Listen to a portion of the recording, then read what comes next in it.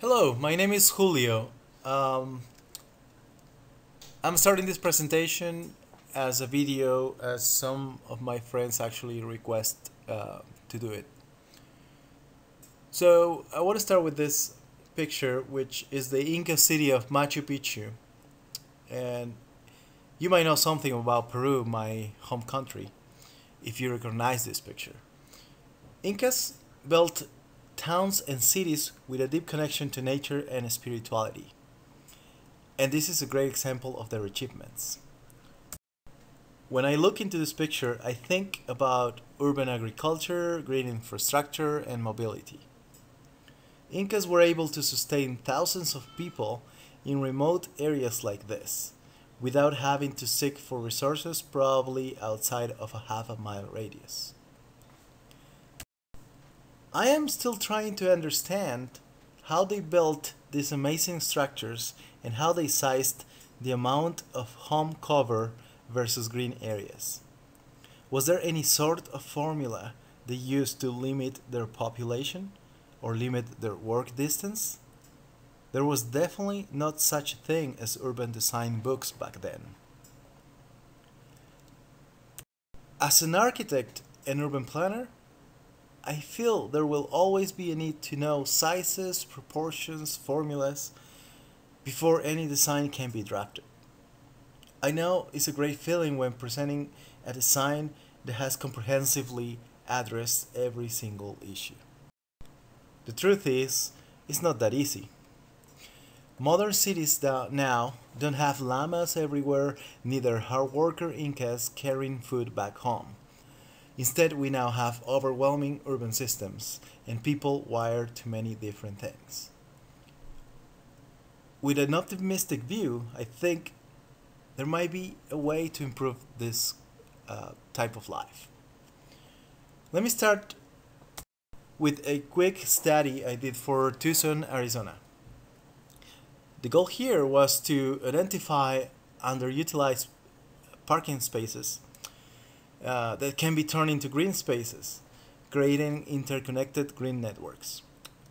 The idea of this study can actually be applied to any modern city. We used GIS to overlay the goals of green networks.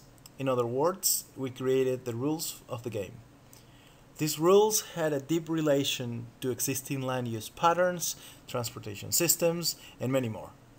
The cool thing here is that we could weigh the importance of the rule using public input. With this public input, we overlaid every single rule in our game, and as a result, some sort of a schematic urban design was achieved at a district or neighborhood scale. We were encouraging walkability by creating walkable spaces, and maybe this way a llama can be happy. Let me switch to a similar study here in Austin, something more familiar. When getting homesick, I often seek for food, Peruvian food in my case. Lucky for me, a small Peruvian restaurant operates in the food court of the Highland Mall. So every Sunday, while eating Peruvian food, I wonder about the potential of the mall retrofit, especially for the outside parking lots that surrounded the existing structures.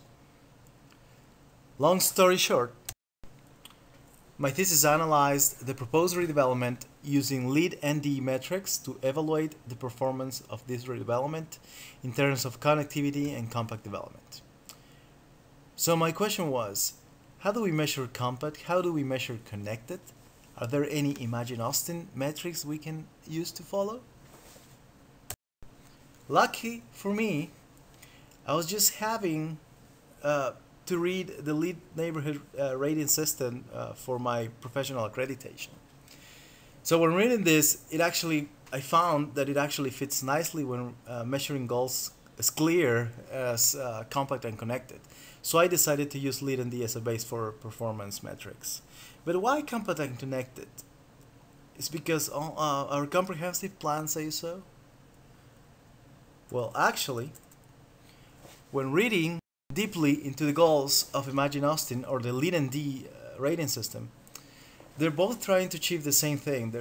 they have a clear principle. They're looking for a single objective, the improve of quality of life. So in conclusion, no matter which system is used for metrics, the outcome should be the same. That's what I would like to call a UMU, which sounds like Humu in Quechua language, which is translated to reason or use of common sense. The Inca on these terraces, walking back home after working all day. I would think he won't want to climb 800 feet up the hill. So in theory, using UMU or common sense, an urban space should preserve some sort of proportions that allow for comfort zones.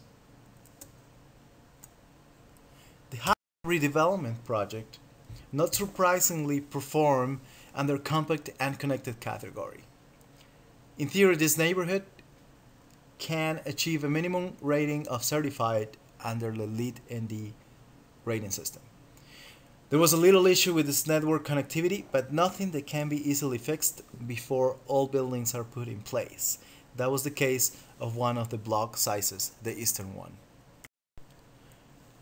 The actual issue is actually found outside the boundaries of this project, which is obviously a suburban-like car-dependent environment. Block sizes average 1,000 feet around the residential neighborhood.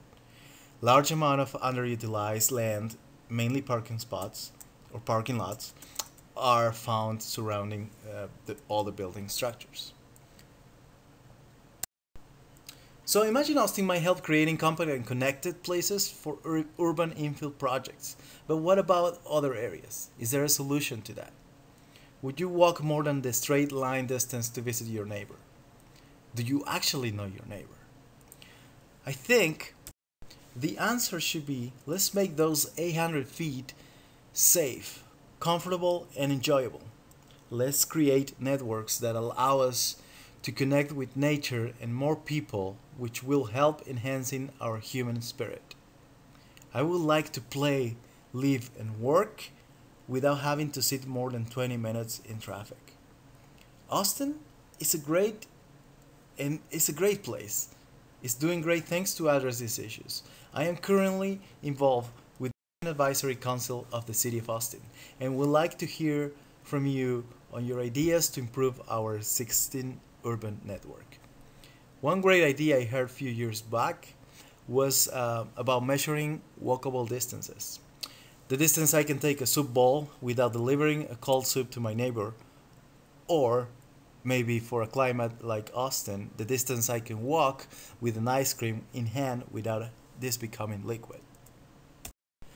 So, if you have any other ideas for measuring urban comfort, urban walkability, urban networks, urban design in general, please contact me.